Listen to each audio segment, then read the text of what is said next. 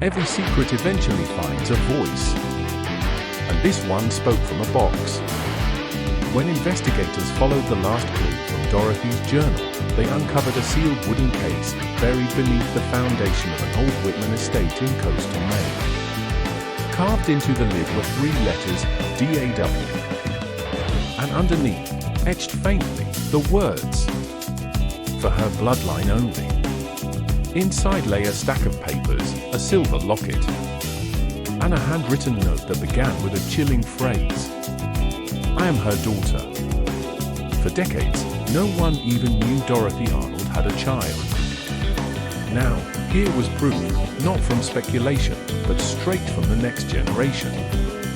The note was dated August 2nd, 1978, the same year the trunk containing Dorothy's journal was auctioned off in Providence. Coincidence? Or a planned release of truth, timed, hidden, and waiting? The author identified herself only as Evelyn A. Whitman. She claimed to be the daughter of Doris Arlen Whitman, the same alias Dorothy had allegedly used after vanishing from Hillside Home. Her confession began, "They told me my mother was a widow, that my father drowned before I was born. But on her last night alive, she told me something I carried for 40 years, that she once had another name." Evelyn wrote that her mother lived in near constant fear, never using telephones, never sitting near windows. She burned every letter she received. Until one day in 1934, Dorothy, now Doris, handed her daughter a sealed envelope. She said, "If anything happens to me, wait until you're old enough to know who we were." 2 days later, Dorothy was gone. Official record, pneumonia. Unofficial truth, Evelyn believed she was silenced. The sealed envelope contained 2 items. A locket with a photograph of Dorothy at age 25. A folded slip of paper that read, "They will call it madness. It was mercy." Those words haunted Evelyn her entire life. In her confession, she wrote that her mother had been visited often by an uncle from New York, a man who always arrived unannounced and left large sums of money behind. Years later, Evelyn compared old family portraits to photos in a New York Society archive, and realized that the uncle was Marjorie Arnold's husband, Dorothy's own brother-in-law. The Arnold family had known she was alive the entire time. That changed everything. The family didn't bury Dorothy to protect their reputation. They controlled her, kept her silent, funded her life on their terms. And when she threatened to tell her story, they cut the strings. Evelyn's confession continued. After she died, a man came to our door. He wore a dark coat and asked for Mrs. Whitman's effects. My mother's nurse gave him everything except this box.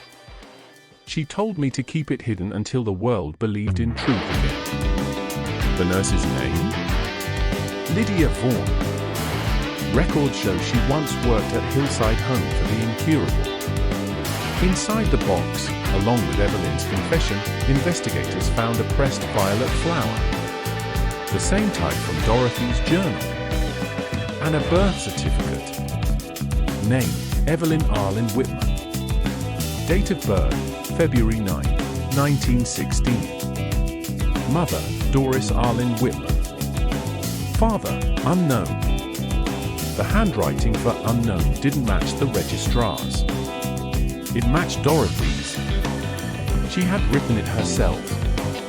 The confession concluded with one final revelation, one that made even seasoned investigators shudder.